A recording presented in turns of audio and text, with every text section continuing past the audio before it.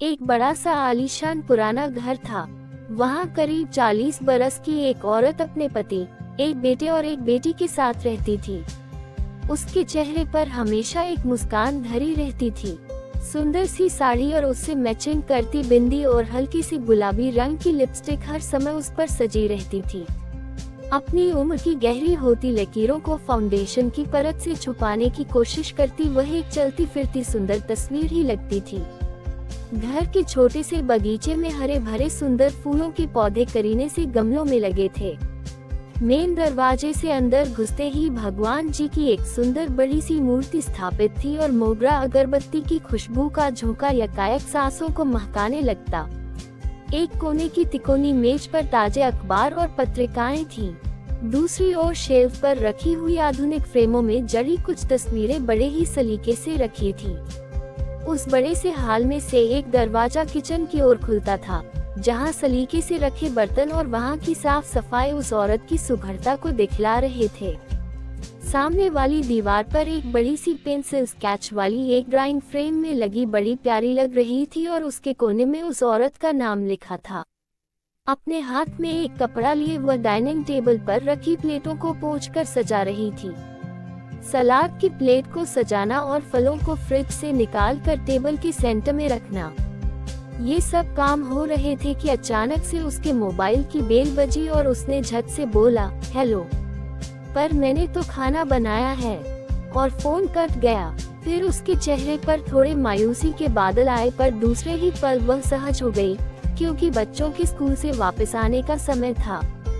इसी दिनचर्या में से समय निकालकर वह औरत बाहर भी जाती, बच्चों की किताबें लेने, साहब की पसंद की सब्जियां लेने, घर को घर बनाए रखने का सामान लेने।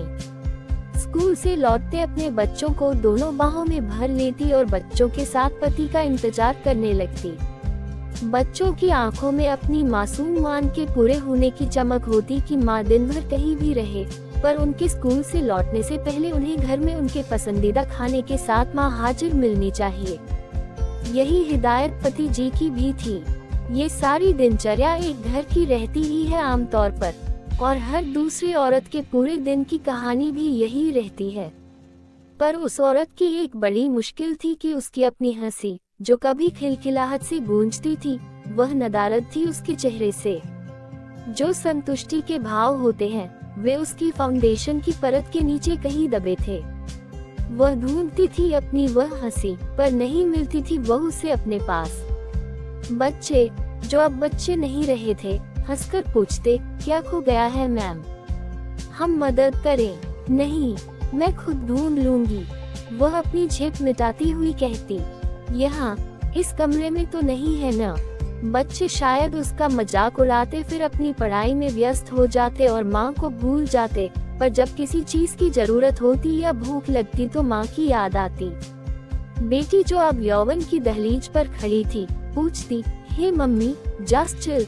तब लगता कि आज की ये पीढ़ी कितनी सहजता से बातों को कह लेते हैं, और एक हम है कि अपने इमोशनल मन के चक्रव्यूह में ही फंसे रह जाते हैं। ऐसे ही चक्रव्यूह में फंसी वह औरत, जो एक सहज हंसी नहीं हंस पाती थी, उसे लगता था कि वह एक मुखौटा ओढ़े रहती है हर पल। अपनी बहन से बात करते हुए, अपनी सबसे प्यारी सहेली से भी वह अब वैसी सहजता महसूस नहीं करती थी। मन खुल नहीं पाता था उसका। कुछ था जो उसे खुश होने से रोकता था। शाम हुई और बच्चे घर से बाहर खेलने निकले तो वह चुपचाप अपने कमरे में गई। साड़ी उतारी और अपने ब्लाउज की दाहिनी बाजू को जरा सा खिसकाया और सामने की टेबल पर रखी बेटनोवेट की स्किन क्रीम को दाहिने कंधे पर दिख रहे गहरे लाल रंग के बड़े से निशान पर मला और वापस ब्लाउज को ठीक से पहनकर दोबारा साड़ी ओढ़ ली। फिर से थोड़ा फाउंडेशन लगाया और पलकों के कोनों पर जो नमी आ गई थी उसे पोंछा और आँखों को अच्छा दिखाने के लिए काजल का एक स्ट्रोक लगा लिया। फिर से वही गुलाबी रंग की लिपस्टिक लगाए और अपने होठों पर एक मुस्कान को भी सजा लिया। तो क्या यह एक घाव था जो उसे हंसने से, खिलखिलाने से रोकता था? शादी के 18 सालों में जाने कितने ऐसे घावों को वह छुपा छुपा कर रखती रही है, चुपके से मलहम लगाकर एक झूठी मुस्कान सजाकर सहज होने की कामयाब कोशिश करती रही है।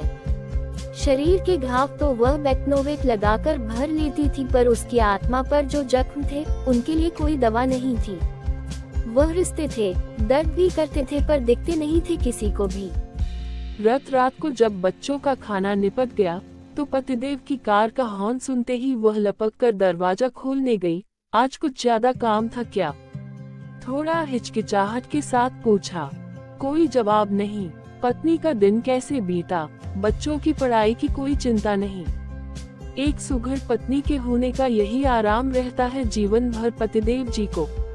खैर, फिर से रात का वह पल आया जब पतिदेव का हाथ उस औरत के शरीर पर चलना शुरू हो गया।